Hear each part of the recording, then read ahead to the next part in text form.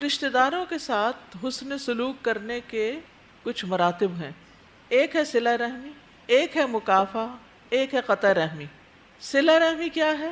میل ملاپ رکھنا، چاہے رشتہ دار نہ رکھیں، یہ صلہ رحمی ہے۔ رشتہ داروں کے حقوق ادا کرتے رہنا، چاہے وہ نہ پوچھیں۔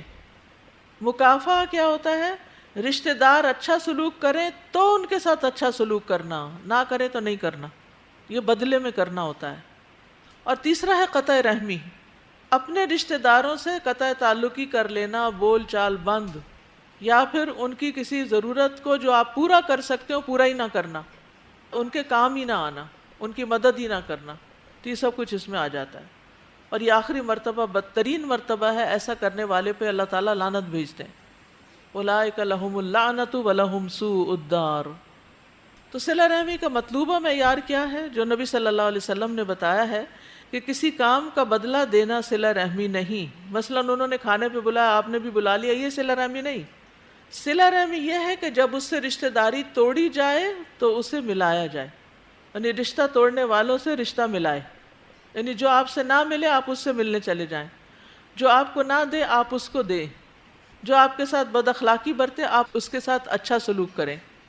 ہمیں کیا حکم ہے کہ رشتہ داروں کی طرف سے اگر رشتہ کاٹے بھی تو بھی آپ ان کے ساتھ صلہ رحمی کرتے رہیں۔ ابو ذر کہتے ہیں میرے خلیل نے مجھے 7 باتوں کا حکم دیا، ان میں سے ایک یہ ہے میں قرابت دار سے تعلق قائم رکھوں اگرچہ وہ پیٹھ پھیرے، اگرچہ وہ نہ بات کرے، اگرچہ وہ منہ موڑے، پھر بھی آپ کسی نہ کسی طرح ان سے تعلق قائم ہی کریں۔ نبی صلی اللہ علیہ وسلم نے فرمایا اتقوا اللہ وصلوا ارحامکم، اللہ کا تقوی اختیار کرو اور صلہ رحمی کرو، کیونکہ یہ جنت میں داخلے کا ذریعہ ہے۔ ہم سب جنت میں جانے کے طلبگار ہیں۔ تو وہ کسی نے پوچھا تھا نا کہ کون سی نیکی جنت میں لے جائے گی، تو صلہ رحمی جنت میں لے جانے والے کاموں میں سے ہے۔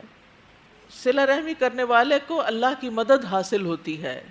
کس کس کو چاہیے اللہ کی مدد؟ سب کو چاہیے۔ تو جو صلہ رحمی کرے گا اس کو اللہ کی مدد ملے گی، اس کے کام آسان ہو جائیں گے۔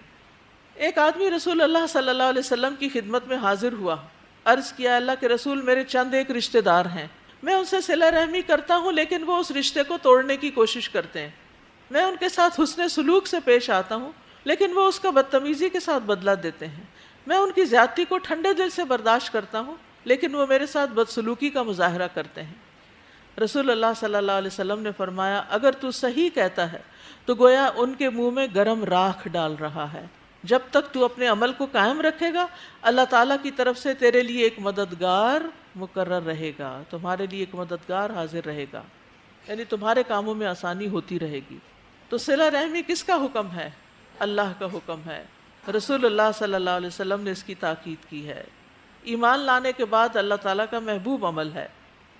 خثعم قبیلہ کے ایک آدمی سے روایت ہے، وہ کہتے ہیں کہ میں نبی صلی اللہ علیہ وسلم کے پاس آیا، آپ اپنے صحابہ کے پاس بیٹھے تھے، میں نے کہا آپ ہیں وہ جو یقین رکھتے ہیں کہ آپ اللہ کے رسول ہیں؟ آپ نے فرمایا ہاں۔ میں نے کہا اللہ کے رسول کون سے اعمال اللہ کو زیادہ محبوب ہیں؟ آپ نے فرمایا اللہ پر ایمان۔ کہتے ہیں میں نے کہا اللہ کے رسول پھر کون سا عمل زیادہ پیارا ہے؟ آپ نے فرمایا صلہ رحمی۔ میں نے کہا اللہ کے رسول پھر کون سا عمل؟ فرمایا نیکی کا حکم دینا اور برائی سے روکنا۔ میں نے کہا اللہ کے رسول کون سے اعمال اللہ کو سب سے زیادہ ناپسند ہے؟ فرمایا اللہ کے ساتھ شرک کرنا۔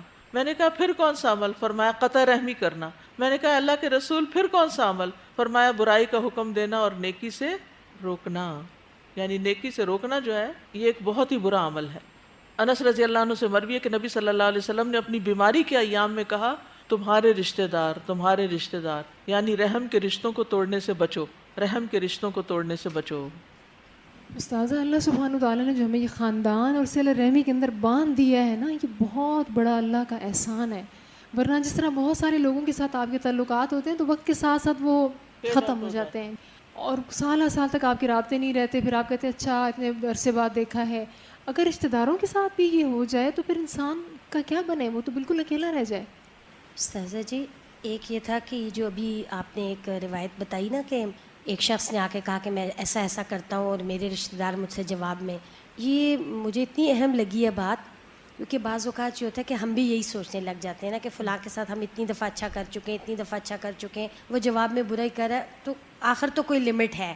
لیکن یہ روایت میں آج اتنی زیادہ ایک وہ ملی ہے اطمینان کہ اصل میں ہم یہی چاہ رہے ہوتے ہیں نا کہ وہاں سے ہمیں رسپانس ملے، اور وہ رسپانس نہیں ملتا، لیکن رسپانس تو ہمیں مل رہا ہے اللہ تعالیٰ کی طرف سے، اس مددگار کی صورت میں جو ہماری مدد ہو رہی ہے۔ بالکل، یعنی ہم چاہتے کیا ہیں؟ مدد ہی چاہتے ہیں نا، اور بعض اوقات ہم کسی خاص رشتہ دار سے مدد چاہ رہے ہوتے ہیں، ایسا ہی ہوتا ہے نا، جب وہ مدد نہیں کرتا تو ہم ڈس ہارٹ ہونے لگتے ہیں، ہم کہتے ہیں ٹھیک ہے ہم بھی اس کو چھوڑ دیتے ہیں، لیکن اللہ کی طرف سے مددگار ہے، آپ کا کام کہیں اور سے ہوگا تو اس میں پریشانی کی بات نہیں۔